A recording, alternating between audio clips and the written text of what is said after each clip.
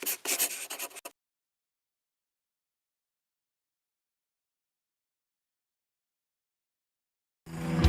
at the world we live today. Look at the hurting everywhere. Let us see mercy. Unity in Christ. Your grace overflowing every place. Let us be one with you today. And let your glory fall. Let your glory fall. Come on. We will shine, shine like stars above, shining in your light, guided by your love. Let your fire burn in us, burning like the sun, as we glorify. Show your kingdom come on the earth. Shout to the Lord.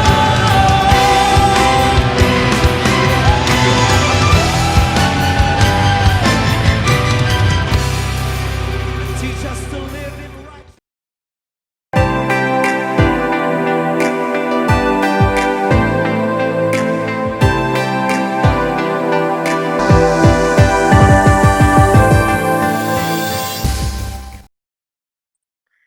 Hai teman-teman, kembali lagi di Carmelite Fellowship.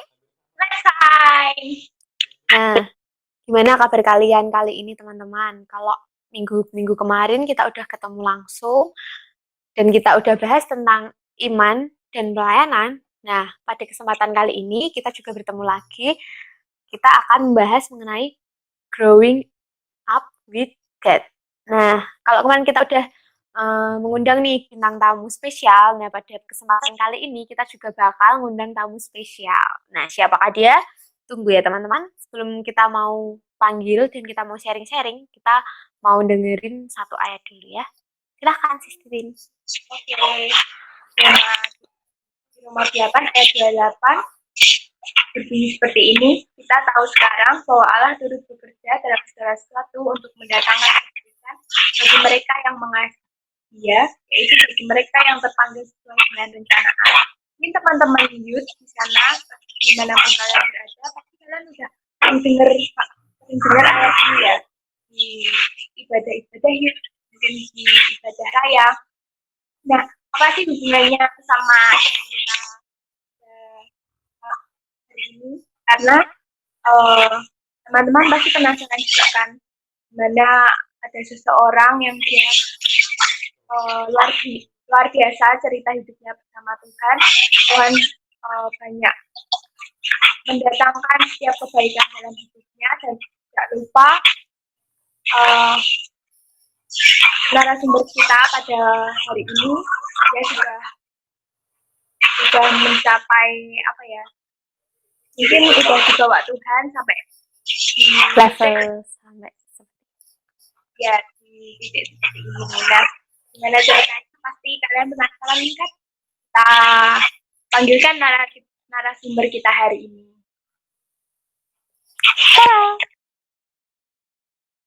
Yuk panggil Kak Kiki. Hai Kak. Hai. Halo. Nah, ini teman-teman, kan tadi aku udah bilang kita bakal ngundang narasumber hits kita. Nah, ini beliau ini orangnya. Bisa perkenalkan Kak, namanya siapa, sekarang tuh sedang bekerja atau masih kuliah, kayak gitu. Masih single atau udah pacaran, gitu juga boleh. Silahkan. Yo guys, Wih, mantap. masuk YouTube tuh ini. Masuk YouTube dong. Apa? Tadi suruh apa? Perkenalan ya? Iya, perkenalan. Siapa ya, tahu buat- ada yang mau gitu Kak. Siapa tahu ya. Ya halo semua. Kok awkward? Nggak cocok jadi YouTuber apa ya? Jadi halo semuanya yang mungkin sedang nonton konten KYF episode ini. Namaku Victor Immanuel Ratar, bisa dipanggil Kiki. Sekarang kesibukannya sedang WFH, sedang kerja dari kosan. Aku WFH. kerja di Jakarta sebagai sistem dan data analis. Oke, mantap. Statusnya solo karir. Solo karir. Kirain solo rank, Kak. Enggak ya? Oh iya, itu tadi sedikit perkenalan. Kalau kita mau jelas, kalau Kak mau perkenalan yang banyak, nanti bakal jadi spoiler. Oke, nah yang pertama, kita mulai aja langsung ya, Kak. Silahkan dijawab sejujur-jujurnya. Nah, ini konten Q&A nih. iya, dan Q&A. Ini kan teman-teman KYF pasti tahu, atau teman-teman yang ada di rumah, kalau belum tahu, Kak Kiki ini adalah seseorang yang pernah kita kenal, yaitu sangat amat pendiam, tidak mau berbicara dengan orang, dan bicara dengan orang kalau ada perlunya saja. Nah, kalau akhir-akhir ini, kita sering melihat Kak Kiki dengan konten lucunya dia yang pakai tantangan itu, saya juga nggak tahu itu bermain apa. Nah, berarti kan Kak Kiki ini sudah berhasil melewati tahap dia mau berkomunikasi mungkin. Masa nggak berkomunikasi mah ya, tapi jadi agak terbuka gitu sama orang. Nah, mau bertanya, kapan nih mulai mau agak terbuka sama orang? Oke. Pertanyaan pertama langsung menarik ya, pertanyaan pertamanya. Iya dong. Jadi ya yang kayak bisa bilang, aku orang yang relatif tertutup, bahkan sangat sangat tertutup. Mungkin untuk teman-teman yang kenal aku dari 5-6 tahun lalu pasti bisa bisa bisa membayangkan lah tertutup apa aku orangnya. Bahkan mungkin dulu tuh senyum aja jarang kayaknya. Iya, benar. Kayaknya tidak, sangat terkesan tidak friendly lah. Sangat. Karena sangat terkesan friendly. Bahkan ke orang-orang jimat-jimat gereja juga ya, bisa dibilang kayak gitu. Karena memang aku tipe orangnya yang dulu, ya sekarang masih sih, cuma dulu lebih parah ya. Dulu orang yang sangat cuek dengan sekitar. Maksudnya ya aku nyaman dengan dunia aku sendiri lah. Sangat introvert. Terus kalau terkait pertanyaannya mulai berubah itu, kalau yang aku rasain sih semenjak kuliah. Aku merasa kuliah itu berperan besar untuk merubah seorang Victor Immanuel Ratar. Banyak pengalaman, terutama faktor lingkungan. Aku ketemu sama lingkungan-lingkungan yang bisa secara langsung maupun nggak langsung ngajarin aku untuk ya mau lebih terbuka.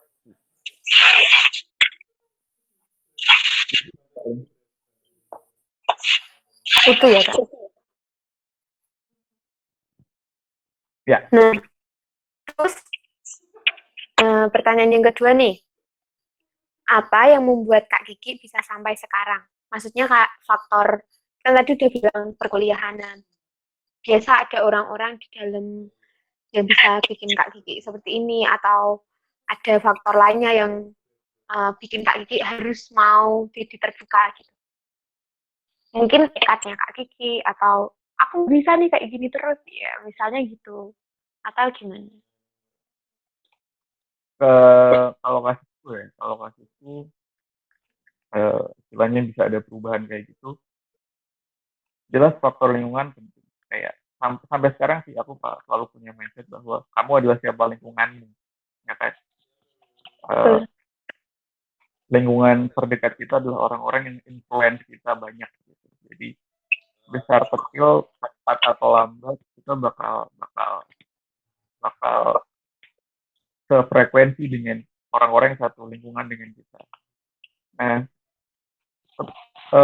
nggak tahu sih, saya kayak aku ngerasanya selama perkuliahan dari awal sampai selesai itu dipertemukan dengan orang-orang yang bisa ngajarin banyak hal, termasuk salah satunya yang tadi yang tentang membuat aku untuk ya jadi mau lebih terbuka gitu, mau lebih ya lebih open minded juga, intinya tidak setertutup dulu, jauh lebih humanis, jadi nggak yang terkesan sangat tidak friendly. Jadi faktor teman sih, karena Jadi faktor teman faktor teman. ya faktor teman itu akhirnya ngebuat kayak istilahnya mindsetnya jadi berubah, jadi ngebenerin mindset, oh ya, kayaknya nggak bisa begini terus ya modelku. Oke, Itu berarti sih karena faktor lingkungan, faktor di mana kamu ada itu di situ juga bakal terbentuk gitu ya, ya. bagaimana sifat dan karakternya. Nah, terus yang ketiga, ada pertanyaan lagi, bagaimana sih caranya buat Kak Kiki untuk membawa diri Kak Kiki sampai bisa seperti sekarang ini? Kan pasti dulu kayak, ih males ah mau ketemu orang, ih males ah mau ngobrol sama orang gitu. Pasti kan harus mengalahkan rasa kayak gitu kan, Kak? Nah, caranya tuh kayak gimana sih seorang Kak Kiki ini? Well, untuk kayak gitu sampai sekarang masih ada perasaan-perasaan kayak gitu ya. Karena mungkin kayak udah sifat bawaan, jadi kalau mau dihilangin 100% juga nggak bisa kan. Cuma eh, aku belajar banyak dari apa ya, istilahnya kayak mau ketemu orang sebenarnya malas tapi segala macam, itu aku belajar banyak dari ya mungkin ini udah terdengar sangat-sangat familiar ya. Cuma organisasi kampus yang rubah mindsetku. Jadi eh, untuk beberapa temen kan tahu kalau aku orang yang tergolong aktif ya di organisasi kampus. Jadi Oke. budak LK lah. Oh, Kalau udah anak-anak LK, mantap. kalau anak LK pasti tahu budak LK itu maksudnya apa. Ya karena eh, selama di organisasi itu aku ngerasa bener-bener bener-bener berkembang lah. Jadi ya yang tadinya pendiam yang akhirnya mau ngomong, yang tadinya nggak peduli orang akhirnya mau lebih care, rasa empatinya lebih dinaikin. Ya karena itu, karena ya puji Tuhan aku punya kesempatan untuk berproses di situ. Tapi itu kasusku ya, karena setiap orang kan metode untuk Beda-beda. beda-beda. Oke, berarti itu tadi ya. Pertanyaan 1 sampai 3 udah dijawab dengan jujur kan, Kak? Nah, karena Kak Kiki sudah menjawab dengan jujur, berarti kita akan ke pertanyaan yang lebih tinggi lagi, level yang lebih tinggi lagi. Mungkin pertanyaan tentang jodoh atau bagaimana. Silakan Saudari Titin. Lanjut. Pertanyaan lagi Kak. Jawab ya nanti. Pertanyaan selanjutnya adalah siapa yang paling mendorong Kiki, Kak Kiki, untuk bisa keluar dari zona nyaman nih? Mungkin pacar mungkin gak punya. Keras telur. Harus ada penekanan ya kalau punya gitu. Eh, Mungkin kalau aku sih lebih suka pakai istilah bukan keluar zona nyaman, cuma memperlebar zona nyaman. Soalnya kan ya pada dasarnya manusia nggak suka untuk tidak nyaman kan, pasti juga ingin yang nyaman. Jadi sebenarnya kalau ngomong tentang memperlebar zona nyaman, siapa yang paling berpengaruh, faktor diri sendiri sebenarnya. Motivasinya itu benar-benar muncul dari diri sendiri. Karena ngerasa yaitu selama ini sampai belum aku kuliah ya, sampai aku SMA tuh kayaknya mindset tuh ternyata salah. Dan setelah ketemu sama teman-teman dengan ketemu lingkungan yang seperti itu, aku ngerasa kok kok kok aku gini, kayaknya kok gini banget, kayaknya aku harusnya bisa kayak mereka. Akhirnya ya mau nggak mau memaksa diri untuk ayo ngepus gitu untuk ya pelan-pelan bukan keluar memperlebar zona nyaman itu, membiasakan diri untuk hal-hal yang baru, karena kan hal baru kalau dibiasakan akhirnya ya jadi biasa kan. Jadi faktor terbesar sih diri sendiri, cuma motivasi itu muncul ya dari teman-teman sekitar, lingkungan sekitar. Oke, mantap mantap. Itu kayak kita yang pengen kita sendiri ya yang mengembangkan diri kita untuk nggak kayak gitu terus, tapi kita mau keluar dari, kita tahu bahwa ini kan juga pelayanan, punya pelayanan jam, main drum, terus gitar, terus WL enggak ya, belum. OTW. Mulai pelayanan nih, kapan Kak Kiki mulai mengerti pelayanan? Mulai sejak kapan? Ini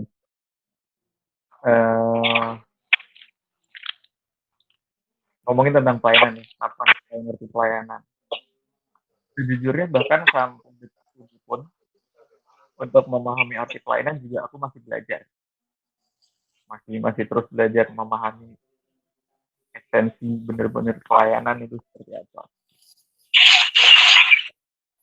Dan aku cukup sadar diri kalau menurutku untuk hal-hal esensional yang hubungannya rohani kayak gini, dibandingin Isa, Titin, teman yang lain, aku masih bawah kalian. Cuma kalau ngomongin kapan mulai terjun pelayanan deh, kalau ngerti pelayanan kayaknya sekarang masih belajar. Ya balik lagi di masa kuliah itu mungkin tahun 2017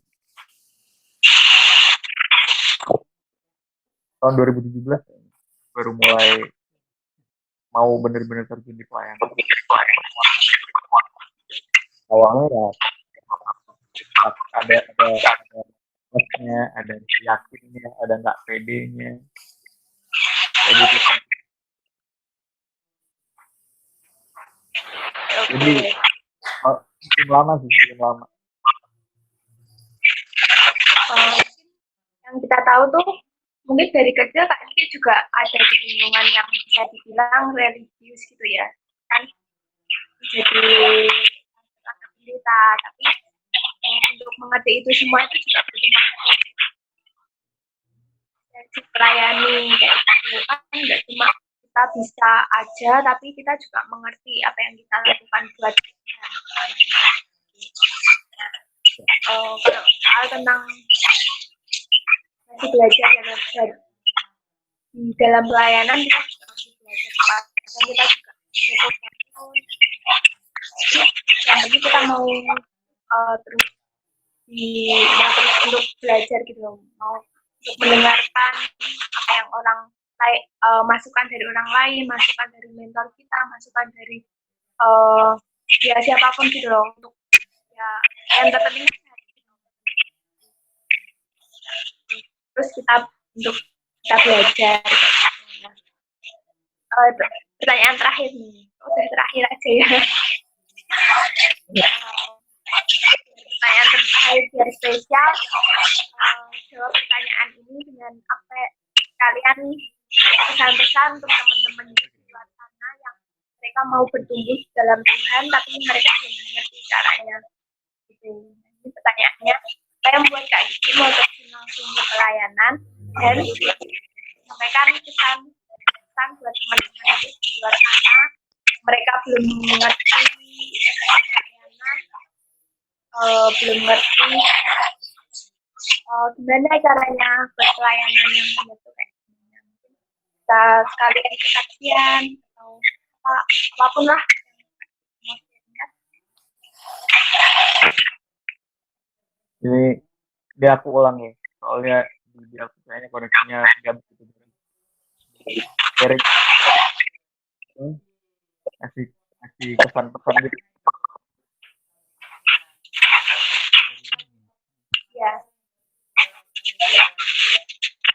eh, tentang pelayanan. Apa yang membuat Kak Kiki mau terjun ke pelayanan? Nah, yang pertanyaan selanjutnya yang Kak Kiki buat di pesan-pesan ya, pesan buat teman-teman di luar sana yang pengen pelayanan atau punya pelayanan tapi mungkin ada banyak hal yang harus diperbaiki dalam hidupnya, dalam hidupnya. Oke. Yang pertama, apa yang ngebuat aku buat mau terjun di pelayanan? Well, awalnya memang apa ya, kadang kayak ngerasa terpaksa. Cuman ya semakin apa ya, tadi arti pelayanan itu apa? Ada salah satu teman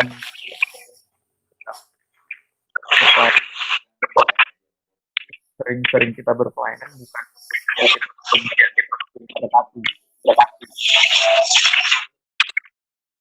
tapi justru kita berpelayanan itu karena kita sudah banyak interpretasi dan sebagai bentuk ungkapan syukur. Konsep berpelayanan lebih ke situ, bukan untuk ya, dengan berpelayanan jadi ya, semacam untuk dengan otak pelayanan banyak nih, berarti aku juga bakal dapat banyak. Karena kalau berarti kita pakai konsep matematika padahal konsep matematika Tuhan itu beda sama konsep kita kan. Jadi berpelayanan karena memang bentuk ucapan syukur. Itu sih yang membuat mencoba untuk apa ya mau terjun di pelayanan. Terus aku sih nggak begitu pede kalau bilang kasih pesan atau kasih pesan ya. Karena ya aku merasa aku pun juga masih banyak belajar. Mungkin sharing bentuknya apa istilahnya sharingnya aja ya. Ini yang aku alami. Untuk teman-teman yang mau terjun di pelayanan cuma ya ada ganjalan atau apapun kalau dari aku uh, yang efek adalah yaitu cari lingkungan yang tepat karena lingkungan yang tepat akan bisa ngebawa kita untuk gimana bertumbuh dengan benar. Jadi ya kalau teman-teman ingin berpelayanan carilah teman-teman yang yang mungkin juga mau support teman-teman meskipun teman-teman kayak misalnya pengen berpelayanan musik tapi belum bisa main musik misalkan ya dengan teman-teman ada di lingkungan pelayan misalkan atau lingkungan orang-orang yang bergerak dalam pelayanan dalam hal musik mungkin bisa diajari pelan-pelan atau bisa lihat bagaimana sih sehingga proses belajarnya itu ada juga kalau ketiga teman-teman benar-benar pengen berpelayanan. Jadi menurutku kunci utamanya adalah temukan lingkungan itu. Temukan lingkungan yang bisa membawa kita untuk ya akhirnya terjun di pelayanan. Jadi kalau aku sih seorang yang sangat melihat faktor lingkungan. Jadi lingkungan itu berpengaruh. Mungkin itu sih. Terima kasih.